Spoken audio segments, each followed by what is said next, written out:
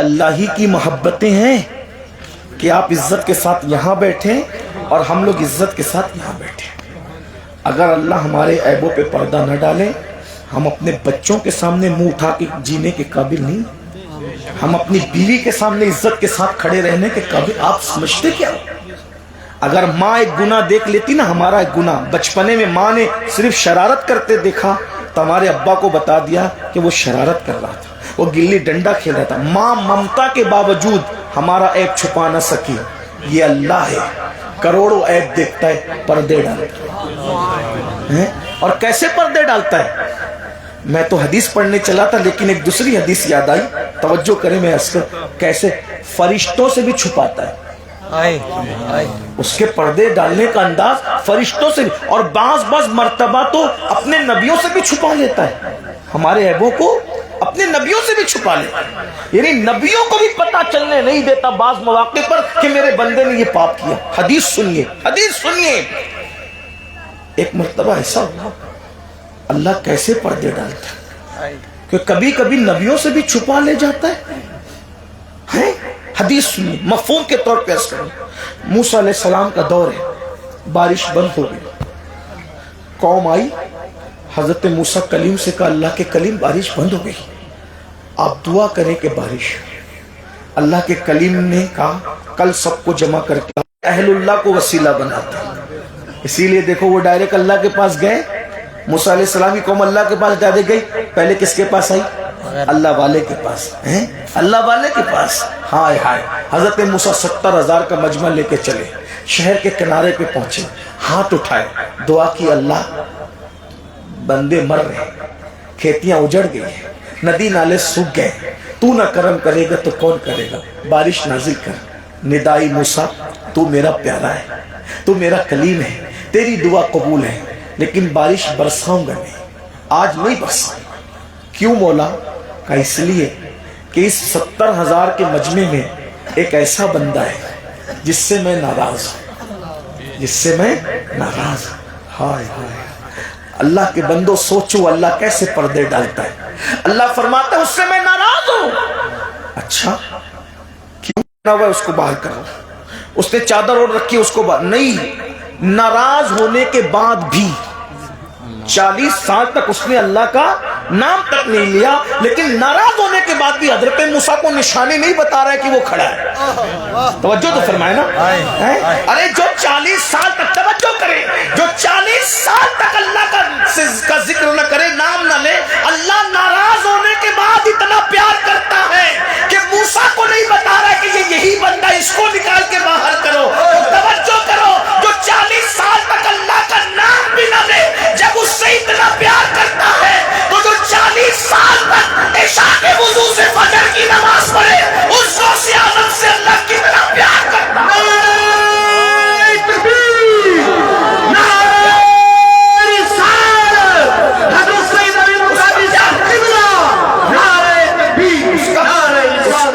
اس کا پیار تو دیکھو، آسان سی بات یہ سمجھ میں آتی، نشانی بتا دیتا کہ وہ کالے ٹوپی پہنا، پیلا کپڑا پہنا، ہری چادر اوڑی، یہ پہنا وہ، یا نام بتا دیتا عبداللہ عبدالرحمن فلاں، نکالو اس کو باہر کرو۔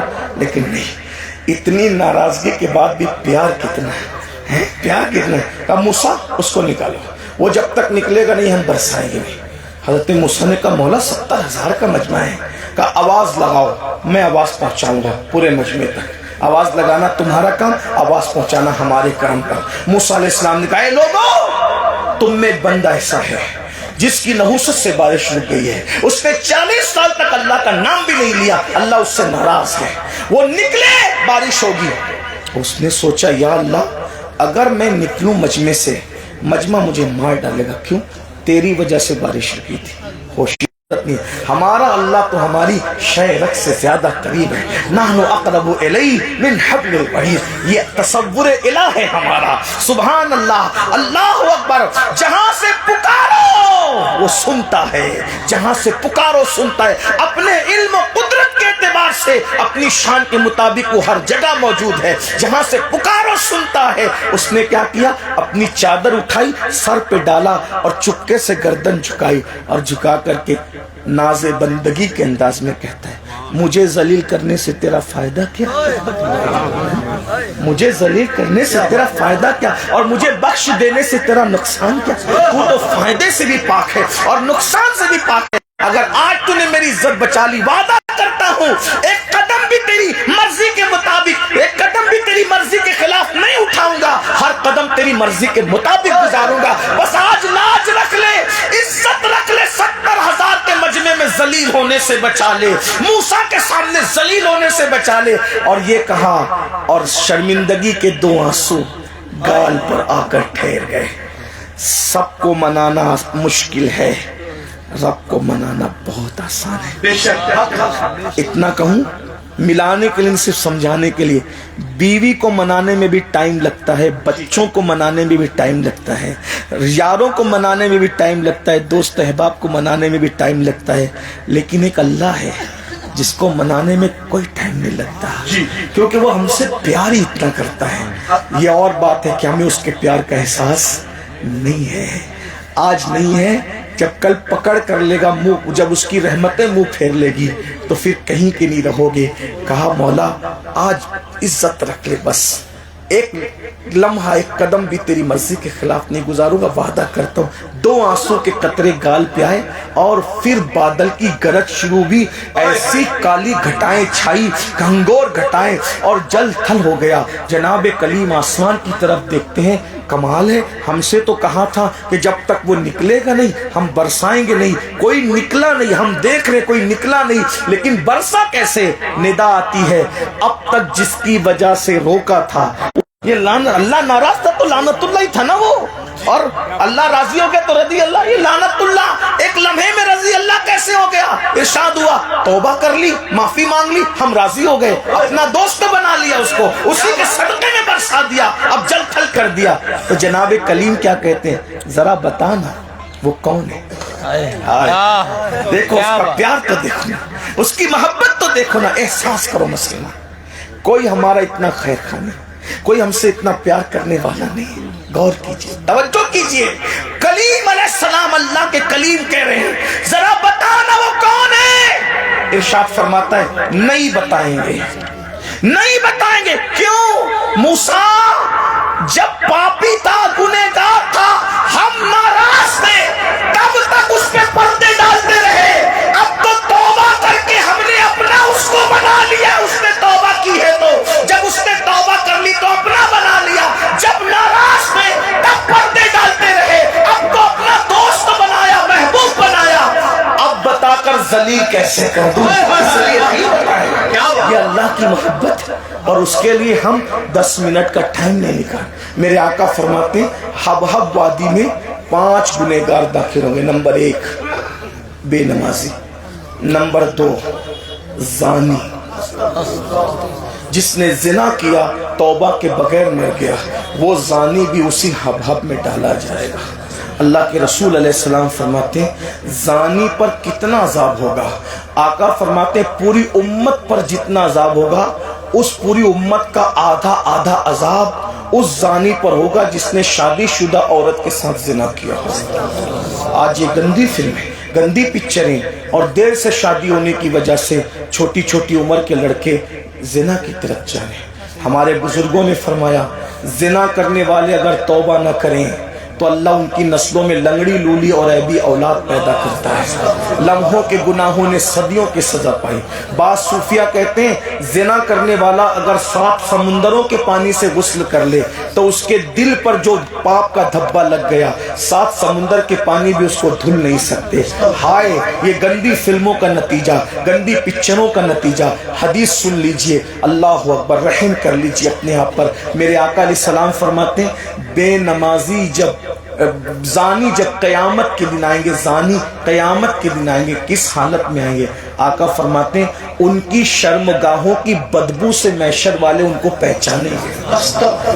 اور آقا فرماتے ہیں حضرت مالک جو جہنم کے داروغہ ہیں ان کو جہنم کی بنائی ہوئی قمیص پہنائیں گے، جہنم کی آگ کی قمیص ان کو پہنائیں گے، جہنم کی آگ کی بنی ہوئی قمیص۔ آقا فرماتے ہیں اس قمیص کا عالم یہ ہے کہ اگر دنیا کے سب سے بڑے پہاڑ پر اس قمیص کو رکھ دیا جائے تو ایک لمحے میں وہ پہاڑ جل کر کے ریزہ ریزہ ہو جائے۔ وہ وہ والی قمیص زانیوں کو پہنائی جائے گی. اور اگر حدیث میں نہیں آتا تو شاید میں بیان کرنے کی ہمت نہیں کرتا. آقا فرماتے ہیں قیامت کے دن زنا کرنے والوں کی شرمگاہوں پر جہنم کی آگ رکھ کر دہکایا جائے گا. یہ اللہ کے رسول علیہ الصلوۃ و تسلیم فرما رہے ہیں. آقا فرماتے ہیں پگھلے ہوا تانبا ان کے بدن پہ ڈالا جائے گا. یہ جہنمیوں کا حال ہوگا. اور آقا فرماتے ہیں جہنم کے یہ زانیوں کا حال یہ ہوگا کہ میدان محشر میں ایک ہوا چلے گی, اس کی بدبو سے سب کا دماغ خراب ہو جائے گا. سب بولیں گے یہ بدبو کہاں سے, یہ بدبو کہاں سے. نیک و بد سب اس بدبو سے پریشان ہو جائیں گے. تو اللہ فرمائے گا یہ زنا کرنے والوں کی شرمگاہوں کی بدبو ہے. ذرا غور کر. اور آج کے نوجوان لڑکے زنا کو گناہ بھی نہیں سمجھ رہے. اور ایک بات آپ کو بتاؤں, مفتی صاحب اور دیگر ذمہ دار علماء موجود ہیں, اگر لوگ زنا کرتے ہیں تو کیا سمجھتے پتہ ہے, میں اپنی نفسانی خواہش پوری کر رہا ہوں لیکن میری بیٹیاں اور میری بہویں اور میری بیوی محفوظ رہے گی. ایسا نہیں ہے. برا لگے تو معاف کرنا. اللہ کے رسول علیہ السلام کی حدیث ہے کما تدین و تدان, جیسا کرو گے ویسا بھرو گے. اگر تم نے کسی کی بیٹی کو پاپ کی نظر سے دیکھا تو تمہاری بیٹیاں بھی پاپ کی نظر سے دیکھی جا سکتی ہیں. اگر تم نے کسی کی بیوی کی عزت کو تار تار کیا تو تمہاری بیوی کی عزت بھی تار تار کی جا سکتی ہے, مگر یہ کہ تم توبہ کر لو. حضرت امام شافعی رحمت اللہ علیہ کا قول ہے کہ زنا کرنے والا جب زنا کرتا ہے تو ہر قرض اپنی مرضی سے ادا کرتا ہے, لیکن زنا وہ قرض ہے ادھر تو کسی کے ساتھ. ہمارے علاقے میں بھی, مہاراشٹر میں, گجرات میں, ادھر بھی اور آپ کے علاقے میں بھی اس وقت سب لوگ کیا باتیں کرتے ہیں کہ لڑکیاں مرتد ہو رہی ہے, غیروں کے ساتھ جا رہی ہے, یہ ہو رہا ہے وہ ہے. ایک بات میں آپ کو کہوں کہ لڑکیوں کو شوق نہیں ہے مرتد ہونے کا تو 10 لاکھ روپے خرچہ کریں, لیکن 5 لاکھ روپے ہم قوم کی بیٹیوں پہ خرچہ نہیں کر سکتے. پیر کے مزار پہ ہم 1 لاکھ کی چادر چڑھا سکتے ہیں لیکن 1000 کی چادر کسی بیوہ اور کسی یتیم کے سر پہ ہم نہیں ڈال سکتے. یہ ہمارا حال ہے. ہمیں کہاں خرچہ کرنا. دیکھیے ہم چادر چڑھانے کے مخالف نہیں ہیں, چڑھاؤ بھائی, لیکن 1 لاکھ کی مت چڑھاؤ, 1000 کی چڑھاؤ. اور وہ 99,000 جو بچتے ہیں نا وہ کسی غریب بیوہ یتیم پہ خرچ کر دو تاکہ اس کی عزت بچا لو. ہاں, ترجیحات اپنے علماء سے پوچھو کہ کہاں خرچہ کرنا چاہیے. ہمارے علاقے میں تو ایسا ہوتا ہے جب عرس کرتے ہیں تو قوال اور قوالن کا مقابلہ کراتے ہیں اور ایک آدمی 35 ہزار روپیہ ان نچنیوں پہ لٹاتا ہے. یہ حال ہے. بس یہ کہ فلاں سیٹ صاحب نے رات اتنا لٹایا تھا. اللہ کی پناہ. اب سنو, دیکھو میں نے کہا نا تم جیسا کرو گے تمہارے ساتھ ایسے ہی کیا جائے. ایک آرٹیکل لکھا گیا, ایک لڑکی تھی, اس کی 4 بہنیں تھیں. اس کے ماں باپ کو ڈاکٹروں کے کہنے کے مطابق لا علاج بیماری ہو گئی تھی اور 4 بہنوں کو غربت کی وجہ سے اچھا رشتہ نہیں آ رہا تھا.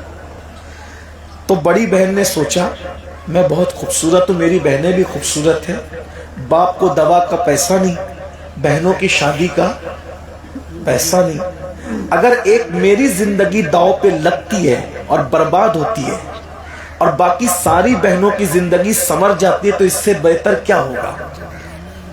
تو اس نے کیا کیا, بنی سورنے کے لیے کچھ تھا بھی نہیں, بنی سوری اور سنور کر شام کے وقت چپکے سے وہاں چلی گئی جہاں عورتیں اپنا جسم بیچتی تھی. یہ بہت دردناک صورت ہے. غریبوں کے قدم یوں ہی نہیں پھسلتے جو ان کی کوئی مدد نہیں کرتا ہے تب سے. آج ہم لوگ درد بھری باتیں جلسوں میں کرتے ہیں. جلسوں میں درد بھری باتیں کرنے سے مسائل حل نہیں ہوں گے جب تک کہ تم خود ایک دوسرے کی مدد نہ کرو. اور اللہ کے رسول علیہ السلام نے فرمایا جب تک تو اپنے مومن بھائیوں کی مدد کرتا رہے گا اللہ پاک تیری مدد کرتا رہے گا. آج ہم لوگ مدد نہیں کر رہے. ابھی رمضان شریف ہوگا, اپنے دسترخوان پہ تو تا حد نگاہ سجاوٹ ہوگی. کبھی کسی پڑوسی سے بھی پوچھو گے کہ تمہارے گھر میں کوئی افطار کے لیے پھل فروٹ آئے کہ نہیں آئے؟ بتائیے.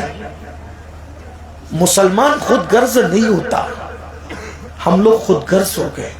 مومن خود غرض نہیں ہوتا, ہم لوگ خود غرض ہو گئے. آقا فرماتے ہیں کوئی پیٹ بھر کے کھا کے سوئے اور سب سے بھوکا سوئے تو پیٹ بھر کے کھانے والا مومن نہیں ہو سکتا. کہاں ہیں ہم لوگ؟ ارے اب تو پڑوسی کی مدد کرنا تو دور کی بات، لوگ سگی بہنوں کا حال نہیں پوچھتے. ارے سگی بہنوں کو جانے دیجئے، اب تو فیشن بنا ہے کتے اور بلی کے منہ چومتے اور ماں باپ کو دھکے دے کے گھر سے باہر نکالتے. جن کو چومنا تھا ان کو گھر سے باہر کیا، اور جو گھر کے باہر رکھے جاتے تھے ان کو بستر پہ لے کر کے سو رہے. کتوں کو پال رہے ہیں، کتوں کے کھانے کے لیے مال سے تک کھانا لا رہے ہیں، آرڈر دیے جا رہے، کتوں کو کاروں میں لے کے گھوم رہے، اور ماں باپ مسجد کے زینے پہ بھیک مانگ رہے ہیں. ماں محلے کے اندر اور عورتوں کی خوشامد کرتی ہے کہ دوپہر کا وقت آیا تو مجھے ایک روٹی مل جائے گی. یہ قیامت کی نشانی. جس کے ماں باپ اس سے ناراض ہے اللہ اس سے کبھی راضی نہیں ہو سکتا. اللہ کے بندو دین سیکھو، اللہ رسول کی بات پر ایمان لاؤ. عرض کر رہا تھا اس لڑکی نے اپنے آپ کو بنایا، جو اس کے پاس پہنچتا اس کی نظر جھک جاتی، آگے بڑھ جاتا، اس کو نہیں دیکھتا، آگے بڑھ جاتا، کسی اور کو لے کے چلا جاتا، پھر کوئی آتا، پھر کسی اور کو لے گیا، پھر کوئی آتا. اس طرح شام سے رات کی سیاہ زلفوں نے جب اپنی گہرائی کو افق پر پھیلایا تو پھر یہ ہوا کہ شام کی لالی سیاہی میں سے اٹھ نہیں سکتا، ماں بستر سے اٹھ نہیں سکتی، چھوٹی بہنیں جوان ہیں گھر سے نکل نہیں سکتی. قرآن مچائے. ایک شریف کے پاس ایمان کے علاوہ کیا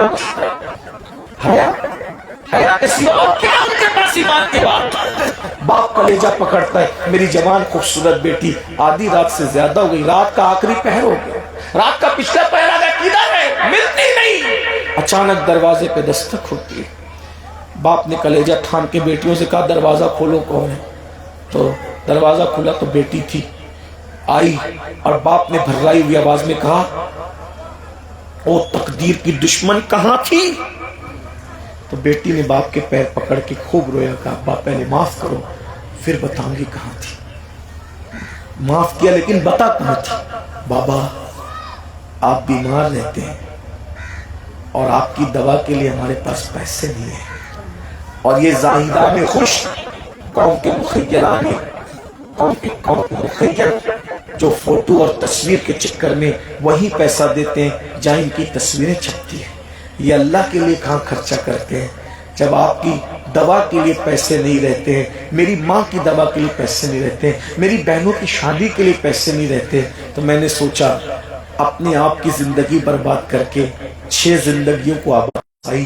باپ کی آنکھیں چمک گئی، چمکتی آنکھوں سے روتے ہوئے باپ نے کہا میری بیٹی 1 رات کیا اگر تو 1000 راتیں بھی اس بازار حسن میں بیٹھتی تو تجھے کوئی اٹھا کے نہیں لے جاتا. اس بات پہ مجھے یقین ہے. تو باپ کی بات پر بیٹی نے چمکتی آنکھوں سے کہا بابا آپ اتنے یقین سے کیسے کہہ سکتے ہیں کہ میں 1000 رات بھی بیٹھتی تو مجھے کوئی نہیں لے جاتا؟ کہا بیٹی مجھے اپنی ذات پہ نہیں رسول اللہ کی بات پہ یقین ہے کہ نبی نے فرمایا کما تدین تدان، تم جیسا کرو گے تمہارے ساتھ ویسے ہی کیا جائے گا.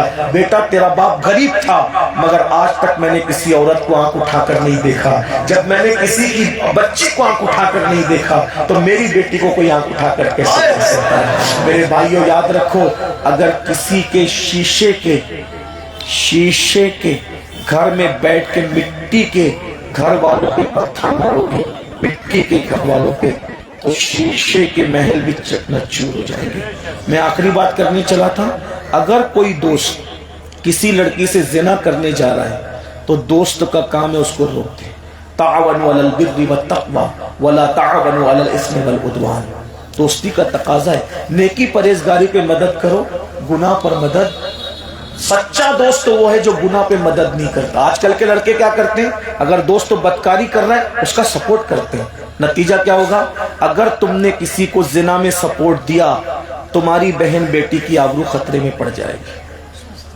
میں آخری بات کہنے چلا تھا لیکن آپ کا ذوق دیکھ کے چھوٹی سی بات پھر کہتا ہوں. اینڈ پر 2 نوجوان تھے آپس میں دوست تھے. دیکھو کسی کا گھر جلانے والے کے گھر کیسے برباد ہوتا ہے. توجہ سے سننا. اس لیے کسی کا گناہ میں سپورٹ نہیں کرنا، اور آج سے پہلے اللہ نہ کرے کسی سے گناہ ہو گیا تو توبہ کر کے اٹھو، سچی توبہ کر کے اٹھو، کیونکہ توبہ کرو گے تو عزتیں محفوظ رہے گی. اللہ اکبر. 2 جوان تھے، بہت گہرے دوست تھے. ایک جوان نے دوسرے جوان سے کہا یار اپنے محلے کا امام ہے نا، امام صاحب اس کی بیوی سے مجھے پیار ہو گیا ہے اور تو میرا سپورٹ کر. اور کیا؟ بولے نماز کو جایا کر اور اس کو مسئلے الٹے سلٹے پوچھ کر الجھایا کر, آدھا ایک گھنٹہ اس کو گھر میں تانے دیا کر, میں اپنا کام کر لوں گا جا کے جو کرنا ہے. اس نے کہا یار تو میرا دوست ہے, میں تیرے کچھ بھی کر سکتا ہوں. وہ ظالم کبھی نماز نہیں پڑھتا تھا, دوستوں کی خاطر نماز پڑھنے گیا. اور نماز کے بعد امام صاحب سے یہ مسئلہ وہ مسئلہ. امام صاحب بیچارہ بھولا بھالا آدمی بتا. آج کل تو اماموں کو لوگ کیا کہتے ہیں نا, یہ 2 کوڑی کا مولوی, ایسے 2 کوڑی کا مولوی. میں غصے میں نہیں کہہ رہا ہوں لیکن اتنا ضرور کہتا ہوں, مولوی کا مطلب آپ نے کبھی نہیں سمجھا ہوگا. مولوی کہتے ہیں اللہ والے کو, تو جو اللہ والا ہوگا وہ 2 کوڑی کا کیسے ہو سکتا ہے؟ اور ایک بات آپ کو کہوں, غصے میں نہیں کہہ رہا ہوں, سچی کہہ رہا ہوں, اگر جس کو 2 کوڑی کا مولوی کہتے ہو نا, یہ مولوی اگر آپ کے ابا کا نکاح نہ پڑھایا ہوتا تو آپ کی ماں کبھی آپ کے باپ پہ حلال نہیں ہوئی ہوتی. اگر ہماری مائیں ہمارے باپ پہ حلال ہوئی ہے, یہ مولوی کی برکت ہے جس نے نکاح پڑھا. پھر یہی مولوی ہے پیدا ہوئے تو ہمارے کان میں اذان بھی دی, پھر یہی مولوی ہمارا بھی نکاح پڑھا, اور یہی مولوی ہم مریں گے تو ہمارا جنازہ بھی پڑھائے گا, جس کو 2 کوڑی کا کہتے ہیں. علماء کی عزت کرنا سیکھو, علماء کی قدر کرنا سیکھو. علماء کی بے ادبی انسان کو کفر تک لے جاتی ہے. آپ کیا سمجھتے ہو؟ غرور مت کرو, گھمنڈ مت کرو. دینی تعلیم حاصل کرنے والوں کی عزت کرنا سیکھو. دنیاوی تعلیم حاصل کرو ضرور کرو, مگر دینداروں کو حقیر مت سمجھو. تم نے انسان کی لکھی ہوئی کتاب پڑھا ہے, علماء نے اللہ کی نازل کی ہوئی کتاب پڑھا ہے. بہرحال اس نے کہا ارے یار یہ مولوی ہے, ٹھیک ہے تیری مدد کروں گا. نماز کے بعد جاتا, اس کو الجھائے رکھتا. کئی دن ایسے گزرتے گئے, معاملہ چلتا گیا. ضمیر تو بہرحال ضمیر ہوتا ہے. اس نوجوان کو لگا یار میں اپنے امام کے ساتھ بہت غلط کر رہا ہوں یار, اس کی بیوی کو داؤ پہ لگا دیا, روزانہ 5 مرتبہ میں اس کو الجھائے رہتا ہوں. آج یار میں امام صاحب سے معافی مانگ لوں گا, اچھا نہیں میں نے بہت غلط کیا اپنے دوست کے لیے. امام کے پاس آیا, امام صاحب مجھ سے بہت بڑی غلطی ہو گئی, مجھے معاف کر دیجئے, میں نے اچھا نہیں کیا. امام صاحب نے کہا کیا ہوا؟ امام صاحب میرا وہ دوست ہے نا فلاں, وہ آپ کی بیوی سے پیار کرتا ہے, اور مجھے مسئلہ سیکھنے کا کوئی دلچسپی نہیں ہے. اسی کے کہنے پہ میں آتا ہوں اور الٹے سلٹے مسئلے پوچھ کے آپ کا ٹائم پاس کرتا ہوں تاکہ وہ آپ کے گھر جا کے اپنی مرضی کے کام کرے. امام نے یہ سنا تو رونے کی بجائے, پریشان ہونے کی بجائے, غصے میں آنے کی بجائے امام نے ہنس دیا. اس کو ہنسی آ گئی, امام کو ہنسی آ گئی. میں سوچا یار یہ کیسا آدمی ہے, اتنی بڑی بات, اتنا بڑا بام میں نے پھینک دیا, میزائل میں نے پھینک دیا, یہ ہنس رہا ہے. امام صاحب آپ کو غیرت نہیں ہے؟ آپ کی بیوی کے لیے میں نے اتنی بڑی بات کہہ دی, ثبوت کے ساتھ آپ ہنس رہے ہیں. امام صاحب نے کہا اللہ کے بندے, میری کون سی بیوی سے تیرے دوست کو پیار ہو گیا ہے؟ میری تو شادی نہیں ہوئی ہے, میری شادی نہیں ہوئی ہے. میرے گھر میں بڈھا باپ ہے, بڈھی ماں ہے, تیسرا کوئی نہیں ہے. میری شادی نہیں ہوئی ہے تو کون سی بیوی سے پیار کر رہا ہے تیرا دوست؟ اب اس ظالم کو لگا رہے جب اس کی بے شادی نہیں ہوئی تو یہ جاتا کہاں ہے. تو جب اس نے تحقیق کی تو پتا چلا کہ وہ کہاں جاتا تھا پتا ہے, اسی دوست کی بیوی کے ساتھ ناجائز تعلقات قائم کرتا. اب اس کو پتا چلا کما تدین و تدان, تم جیسا کرو گے تمہارے ساتھ ایسا کیا جائے. تو آقا فرماتے ہیں دوسرا نمبر کون؟ ثانی وادی حبب میں جائے گا. تیسرا نمبر شراب پینے والا. چوتھا نمبر سود کھانے والا. سود کھانے کا مطلب جو ایک لقمہ سود کا کھائے, آقا فرماتے گویا اس نے اپنی ماں کے ساتھ 36 بار زنا کیا. چوتھے نمبر پر کون میں آپ کس میں ہو؟ چیک کر لو آپ ان میں کس میں. اللہ ہم سب کو معاف کرے, ہم سب کی مغفرت فرمائے. دیکھو اتنا بھی بات نہ کیوں, توبہ کر لو اللہ معاف کر دے گا. استغفر اللہ, سچے دل سے پڑھو استغفر اللہ ربی من کل ذنب واتوب الیہ. شجرے میں پڑھتے ہیں یا الہ رحم فرمائے یا رسول اللہ اذان سے پہلے درود. تھوڑی سی وضاحت. کچھ سوالات آئے ہیں کہ کیا یہ جو پڑھا جاتا ہے اس پر بہت سارے اعتراضات ہوتے ہیں, کیا اعتراض ہے؟ اعتراض تو نہیں لکھا, واسطہ دے کہ یا رسول اللہ آپ ہم پر خدا کے واسطے سے کرم فرما دیجیے. اس میں کوئی اعتراض کی تو کوئی بات ہی نہیں ہے. جیسے ہم کہتے ہیں نا یار اللہ کے لیے بیٹھ جاؤ یار, اللہ کے لیے رحم کرو یار, اللہ کے لیے اپنے بچوں کو مت مارو یار, تو ہم حضور کو متوجہ کرنے کہتے ہیں یا رسول اللہ کرم کیجئے خدا کے واسطے, اللہ کے لیے کرم فرما دے. کوئی اس میں اعتراض کی بات نہیں. نمبر 2 کیا ہے, اذان سے قبل اپنے قرآن میں حلال کیا ہے وہ حلال ہے, اور جس کو اپنے قرآن میں حرام کیا وہ حرام ہے. جس بارے میں اللہ کچھ نہیں فرماتا اس بارے میں تم بھی چپ رہو, ٹھیک ہے نا. تو اب یہ کہ اذان سے پہلے درود پڑھیں کہ اذان کے بعد درود پڑھیں, اس میں آپ روکنے والے کون ہوتے ہو؟ کیونکہ اللہ کیا فرما رہا ہے, ان اللہ نبی پر کون درود بھیج رہا ہے؟ اللہ. اور آگے